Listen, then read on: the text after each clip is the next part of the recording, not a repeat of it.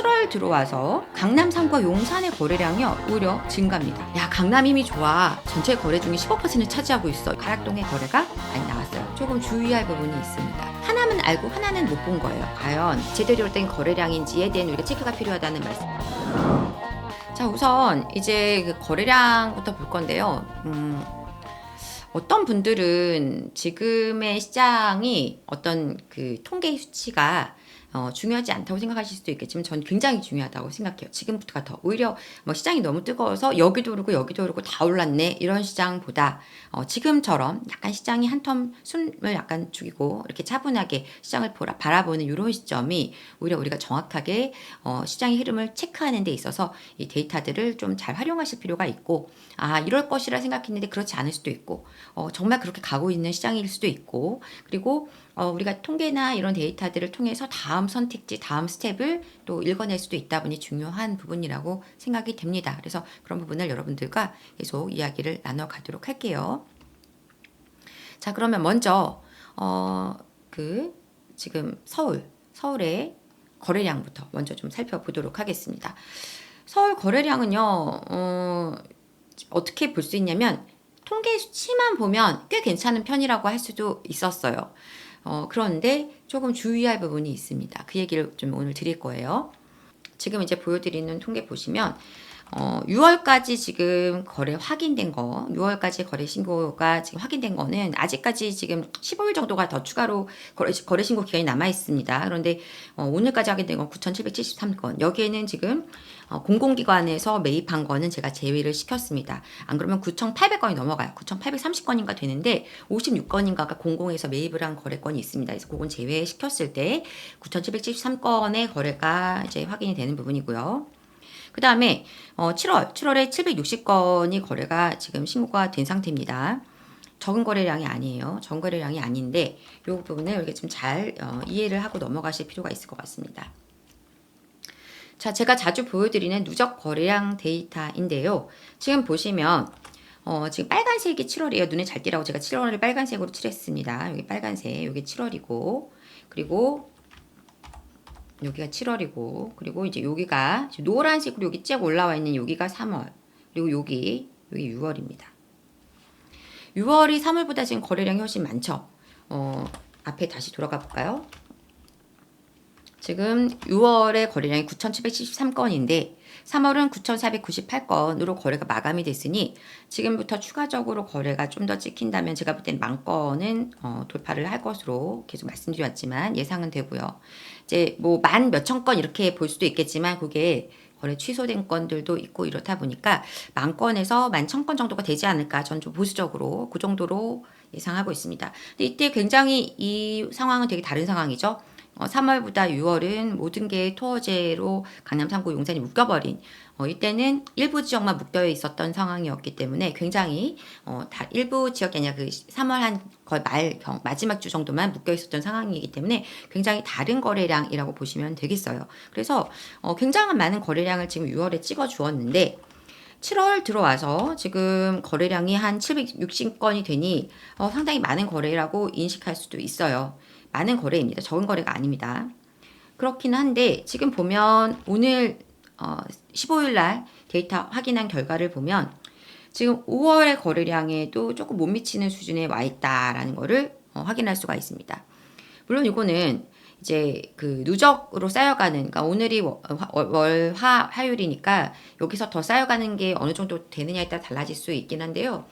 일단은 지금 제가 말씀드리고 싶은 요 720건의 거래량이 과연 정상적인 제대로 된 거래량인지에 대한 우리가 체크가 필요하다는 말씀을 드리고 싶은 겁니다.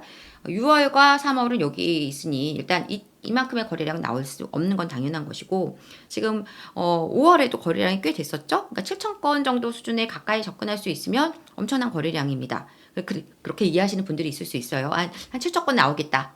한 6,000건 이상 나오겠다. 저도 초반에 거래량이 많아서 한 7,000건 가까이 나올 수 있을까라고 생각했는데 여기 좀 오류가 있을 수 있다라는 걸 말씀드리고 싶은 거예요. 그 오류가 뭐냐? 그러니까 지금 5월의 거래량 7,057건인데요. 요 거래량보다 저는 조금 적을 가능성이 있다, 이렇게 보는데 5,000건 넘어갈 것으로 보이지만 왜 그런가 하니 요겁니다. 지금 서울 일별 거래, 일일 거래량, 일별, 그러니까 아까 그건 누적으로 매일매일 그 통계 데이터가 쌓여가는 과정을 제가 여러분께 보여드린 거고요. 그러니까 어제 통계 데이터 확인했을 때는 7월 거래량 몇 건이었고, 그 다음날 확인했을 때 몇 건이었고, 그 다음날 확인했을 때 몇 건이고, 요거를 갖다가 착착착착 계속 쌓아서 보여드리는 데이터이고요. 제가 지금 보여드릴 데이터는, 지금 제가 보여드릴 데이터는 그게 아니고 매일매일 실제로 거래 신고가 된 날짜의 거래가 몇 건인지를 보는 거예요. 이게 중요한 차이가 있어서 보여드립니다.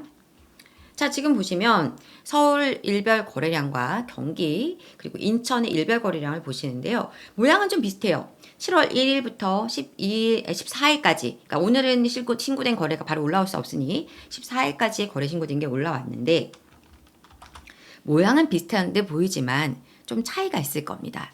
그래서 그 차이를 여러분들이 잘 찾아내셔야 돼요. 뭐냐? 지금 보시면 여기, 자, 여기 이렇게 끊어서 보자고요. 지금 보면 여기 가장 거래가 뾰족하게 많이 올라온 게 주말 5월 5일이 토요일이었습니다. 토요일날 항상 거래 신고 제일 많습니다. 거래 신고가. 왜냐면 다들 일하시고 하니까 주말에 가서 임장하고 계약서 쓰시잖아요. 그래서 토요일날 거래가 많아요. 자, 그런데 보면 여기 왠지 이쪽으로 많은 거래가 굉장히 많이 몰려 있는 거 확인할 수 있을 거예요. 이쪽은 자 보세요. 차이가 그렇게까지 크지 않습니다. 그렇게 크지 않아요. 지금 보면 이 정도에서 6일, 그러니까 주말 지나서 7일부터를 보더라도 그렇게 크지 않습니다. 또 하나 체크하실 거 뭐냐? 또 하나 체크하실 거 뭐냐면 지금 주말이 지났죠? 그러니까 7월 12일이 토요일이었어요. 7월 12일 날 토요일 날 거래량을 보면 자 여기도 12일이었고 여기 요 날짜 여기도 12일이었습니다. 인천도 12일. 그러면 서울은 12일 날 거래량이 별로 안 늘었어요. 여기는 많이 늘었는데. 그래서 주말의 움직임이 서울이 좀 약간 둔화되어 있는, 거래량의 흐름이 좀 둔화되어 있는 모습을 볼 수 있습니다. 이때는 왕창 몰렸다가 이때 가서 좀 약간 거래가 뜸해지는 모습, 이때 가서 거래가 상대적으로 다른 인천이나 경기, 수도권 다른 지역에 비해서 서울의 거래량은 왕창 한 초반에 몰렸다 뒤에 가서 거래가 뜸해지는 모습이 나옵니다. 자, 그러면 퀴즈. 자, 왜 이런 상황이 됐을까요? 왜 이런 상황이 됐을까요? 여러분께 질문 드려볼게요. 1번, 첫 번째는 심리가, 긴장이 갑자기 확 되면서 굳었다. 1번. 2번, 이번은 뭘까요? 객관식으로 내려고 하니까 답이 너무 뻔해지는 상황이 되네요. 심리가 어려서 그렇다.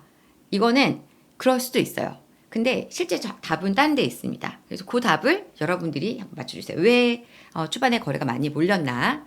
재밌는 퀴즈가 될 것 같습니다. 제가 힌트를 드리겠습니다. 왜 이런 상황이 됐을지에 대한 힌트.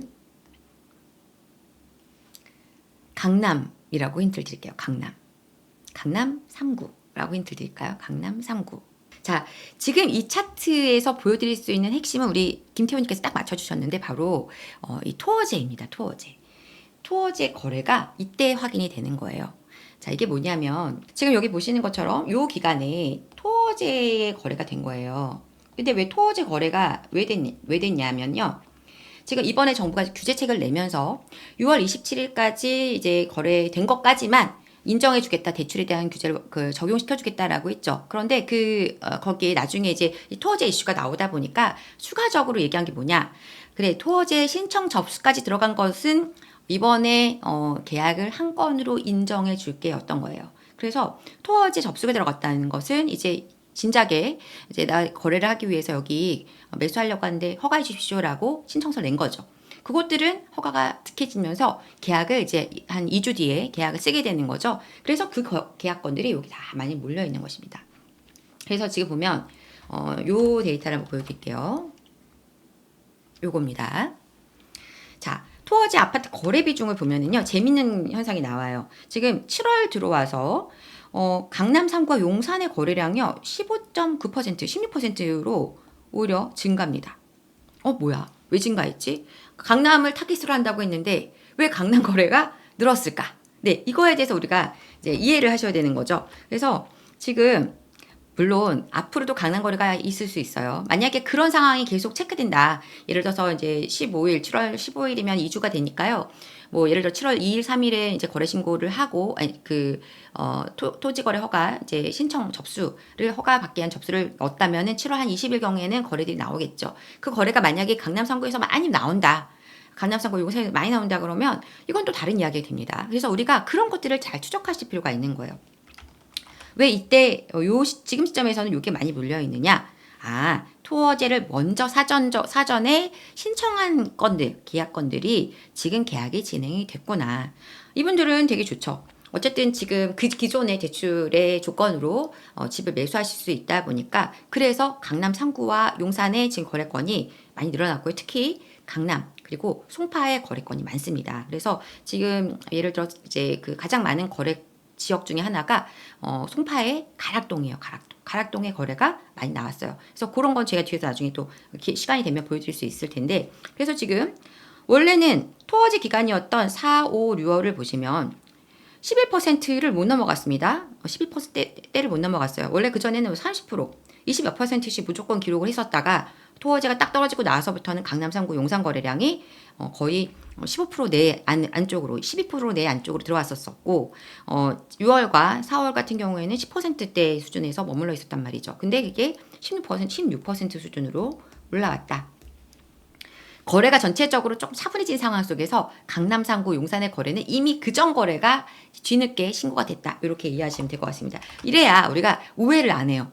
지금 시장 강남이 이제 어떤 분들은 이걸 또 데이터를 거꾸로 읽으시면 야 강남 힘이 좋아. 강남이 지금 전체 거래 중에 15%를 차지하고 있어. 이렇게 이해할 수도 있어요. 근데 그거는 하나는 알고 하나는 못 본 거예요. 그래서 정확하게 전체적인 그림 안에서 보셔야 됩니다. 그래서 강남의 거래가 지금 나오고 있는 것은 기존에 신고된 거래건들이 가능성이 높다. 이제부터 이제 15일 지나서부터는 거래 신고 왜냐면 대략 2주 잡거든요. 토어제 신고하고 신청을 득하는 기간까지. 그래서 그 이후에 거래가 계속 그렇게 많이 나오느냐? 제가 이제 본 건 지금 현재까지는 그렇다는 거고 날짜상으로 앞에 보여드린 것처럼 그래서 그 날짜에 좀 많이 몰려 있는 거예요. 이때. 그런데 요 뒤로 이게 계속 거래가 쌓이는데 그것이 강남권의 거래가 많이 잡힌다면 다시 강남에서 시장을 주도하는 흐름이 나오는 상황이 되는 것이죠. 그래서 우리가 그런 것들을 계속 관찰해야 되는데 아쉽게도 지금 현재로서는 제가 판단할 때는 강남 3구나 지금 이쪽 지역은 토어제 지역은 거래가 상당히 쉽지는 않은 상황입니다. 그래서 뭐 정말 현금으로 매수하실 분들은 오히려 기회의 타이밍이긴 하지만 뭐 대출도 막혔고 갭 투자도 안 되는 상황이다 보니까 제한이 많이 생기는 상황이다. 이 정도로 이해하시면 되겠어요. 그래서 시장에 대해서 통계를 보더라도 통계 그 뒤에 숨어 있는 스토리를 읽어내야만 정확하게 시장을 진단할 수 있다. 이 얘기를 드립니다.